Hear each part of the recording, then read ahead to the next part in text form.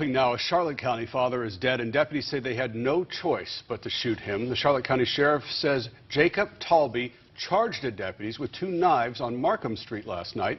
Investigators have been at the scene all day, and so is Wink News reporter Adam Wright. Live now with more on what happened. Adam. Yeah, Chris, within the last hour, a handful of people showed up at the house here on Markham Street after deputies finally cleared the scene after several hours. We just tried speaking with those people, but they shut the front door on us. The Charlotte County Sheriff says what happened here all started with a call for a domestic dispute.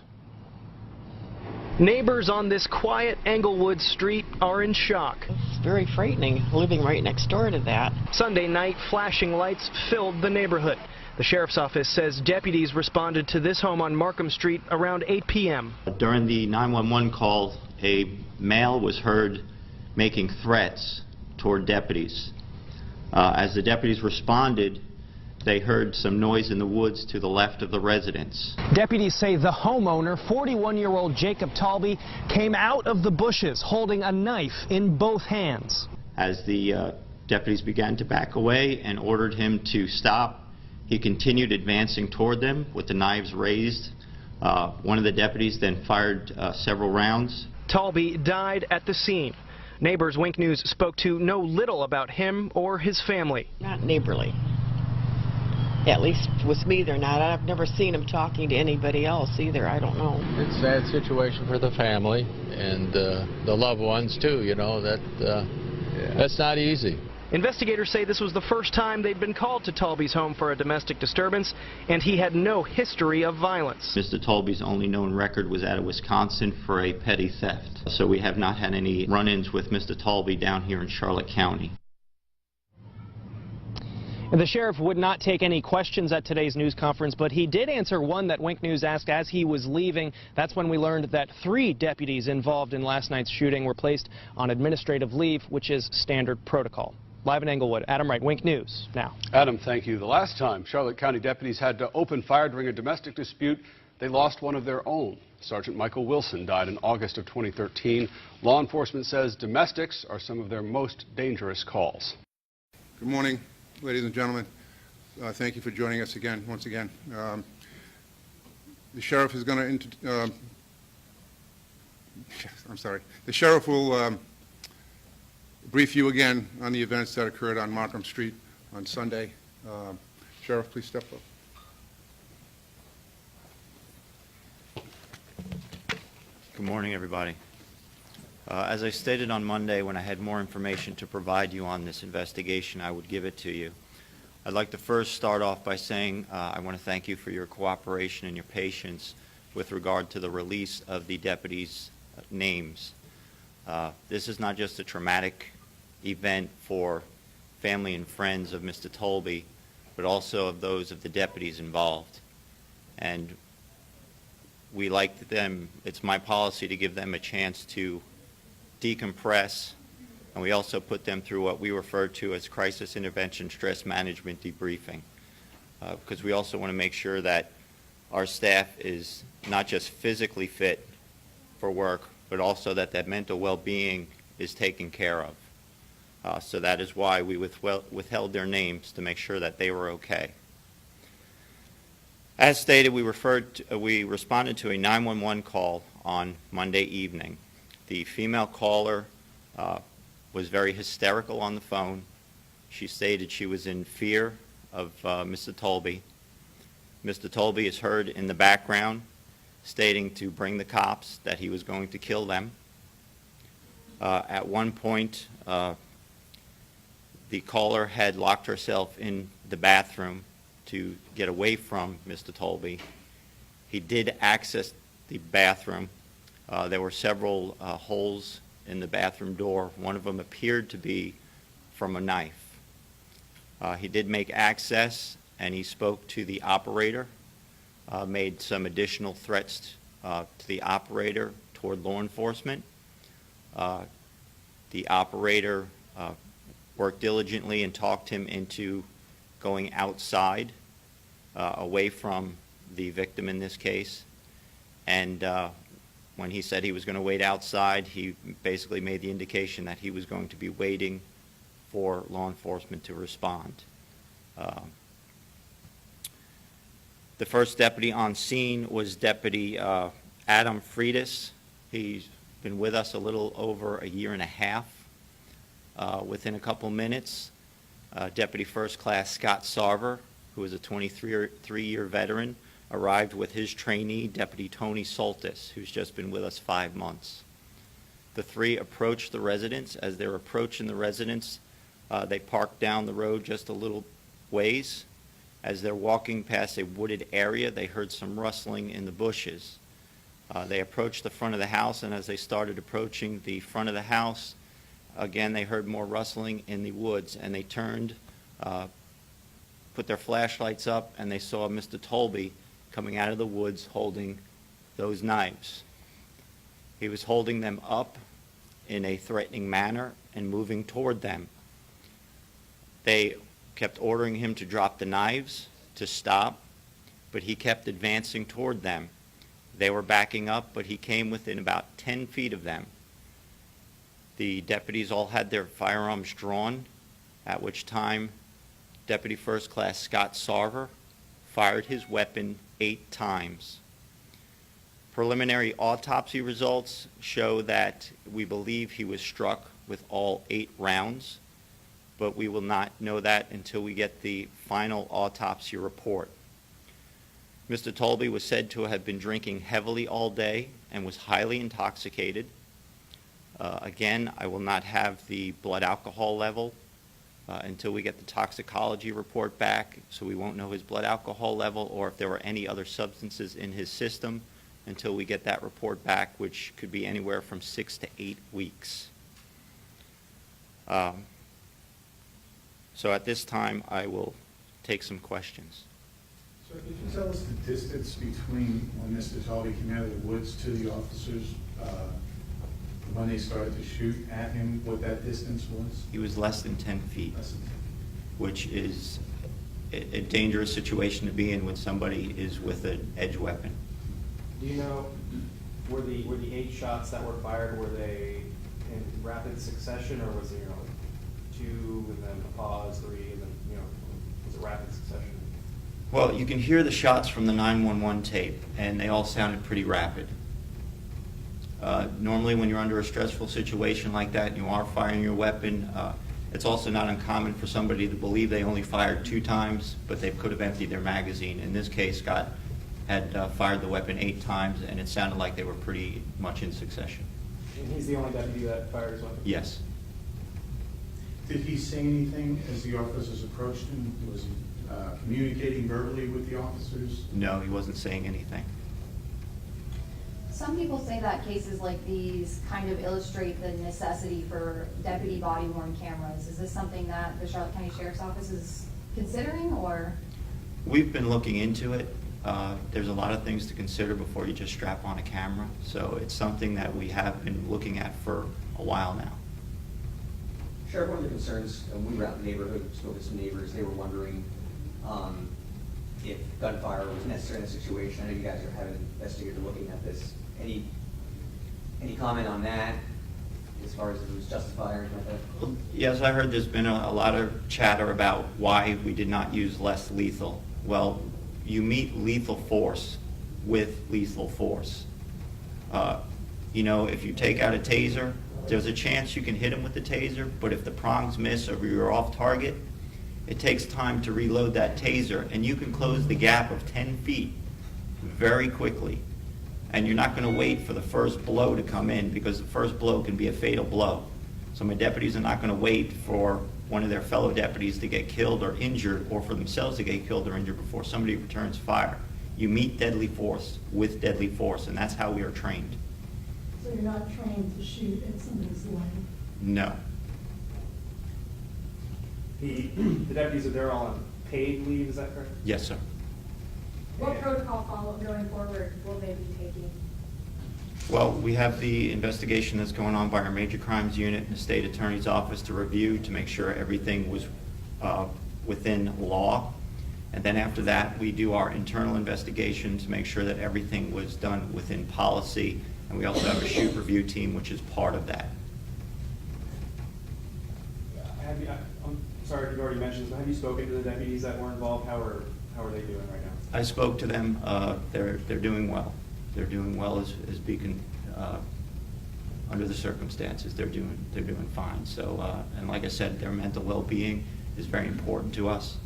So we make sure we take the necessary steps to make sure that they are okay, because this is very traumatic for everybody involved. Do you know if the deputy who fired his weapon, do you know if that was the first time he's ever had to do so in line of duty? I believe it is. It's very rare for law enforcement to ever fire their weapon during their career. And I'd like to say that it's even less here in Charlotte County. This is not something we do day in and day out, thank God. Sheriff, have you had any feedback from the community on this case to you specifically, on how they're feeling about it? Not me personally. Nobody's communicated with me personally. I know that some people have made some comments on social media. I've heard that other people have heard some chatter. The biggest chatter is why didn't we use less lethal? And I believe I answered that. And you said the one who did fire his weapon was the one who had been on the force for 22 years? 23 years, 23 yes. years. Okay. Can we get those names later on? Absolutely. Correct. Were there any children in or around the house? There was I believe she was 13 years old. She was locked in her bedroom during this incident. From what we were told, she kind of locked herself in her bedroom when he started to get aggressive within the household. And how many other people were at the residence at the time? That was it. There were just the three of them. The caller, the child, and Mr. Taulbee. Do you know if the child is his daughter? There is a relation. And the caller, can you confirm, was his wife? There is a relation. The 911 tape, if you're interested in having it, my staff is working on it now. As you know, per law, there are certain things that must be redacted, so they're working on it now, and you should have it no later than the end of the business day today. I have not time for one more question. Sheriff, you had said that the deputies warned Taulbee, right? Yes. This is coming at them. Okay. Thank you very much. Thank you, sir. Thank you. Stay safe, guys. Thank you.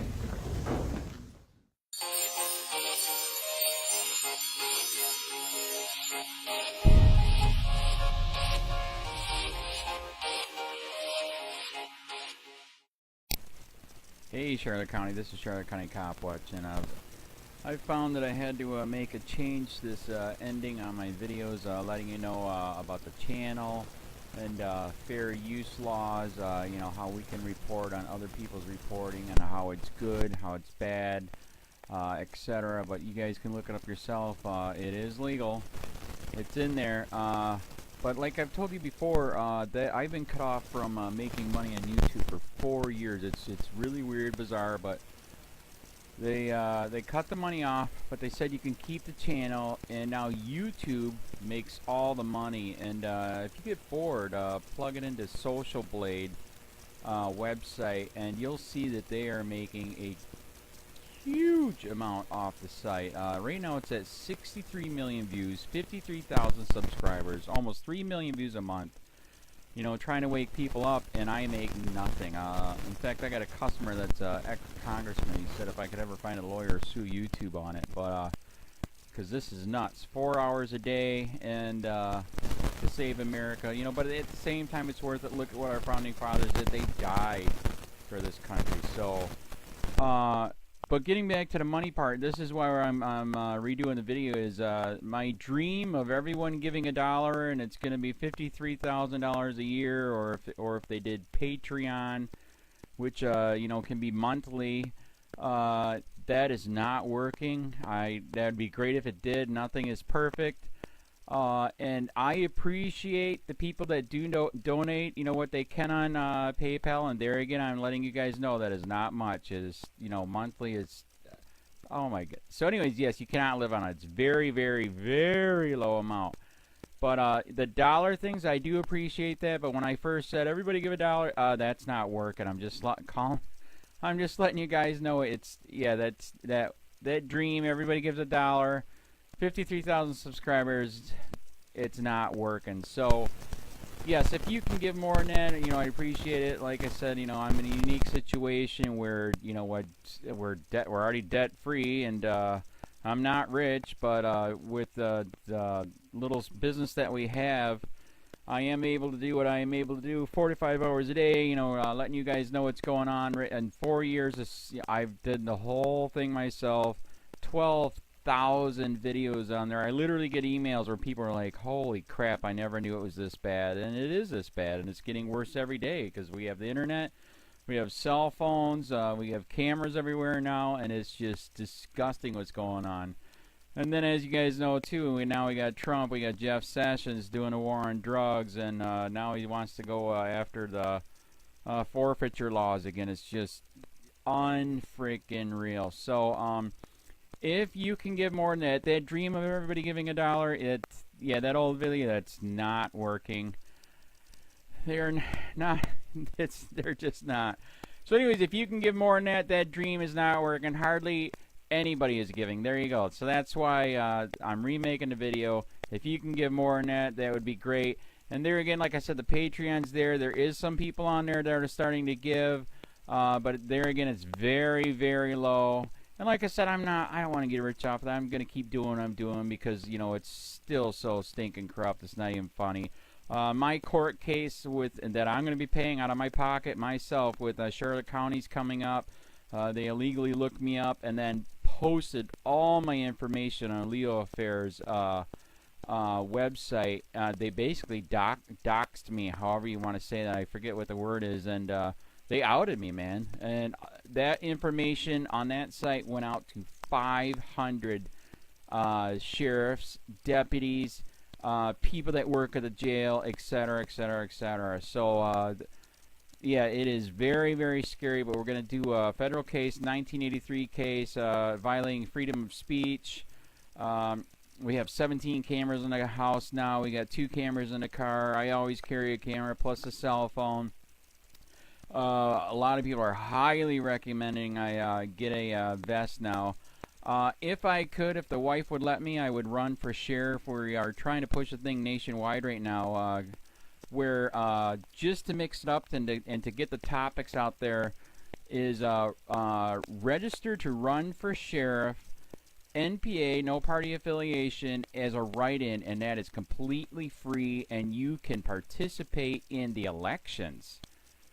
And there's a lot of stuff. We got a guy, James McLinnis in Pinellas County, Tampa, who almost won. He experienced the corruption himself. The story is unbelievable. Look him up. It's mind-blowing what they did.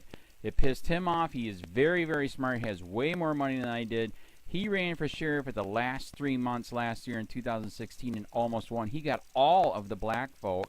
And the reason why he did that is because he ran in, I will not bust, we're in Florida, I will not bust anybody for weed anymore unless it's an ungodly huge amount, like pounds. And then he also ran in, no more victimless crimes, no more of this freaking road pirate bull crap. And then he was going to cut the budget by 30%. And when you think about that, you can. If you stop the road pirates, you can get rid of a bunch of people. Gone. So, the wife has been saying, yes, I can, yes, I can't. So I don't know. We're trying to find somebody that can do it because I am busy doing this anyways. But, so I'm making a video, like I said, that $1 a month from everybody, for 53,000 subscribers, that is not working. I'm just letting you guys know. Absolutely give way more than $1 a month. If you can, I appreciate anything. By the way, remember too, when you give that, PayPal takes like freaking 15 to 20%, so it's even worse than that. But, and there again, like I'm letting you guys know, it's what I get is very, very low. Appreciate it, but it is very, very low. Can't live on it. I'm just, I'm working, and that's what I'm working on. And that court case is going to cost a buttload of money. That's federal court. Just the filing fees and the depositions that we're going to be doing with this corrupt cop. So there's another reason to give. We are going to be doing a deposition with this very corrupt. He was in a drug squad. He is a bad guy. He's on steroids. We heard steroids are rampant here. That's why their attitude is so bad. And we are going to get him on video, and it will be on YouTube. So That case alone is $5,000 just to bring it to court, and that's my money out of my pocket. So there's another reason to give, and give way more than $1 if you can. So keep that in mind. This is the new video, and I see, God, I talk a lot. It's already 7 minutes, but had to make it just to let you know the $1 a month from everybody is not working. They're not doing it. So if you can give more than that, please. So thanks. Keep it up. Share, like, subscribe, tell your friends, send me your videos on corruption, and I'll post it.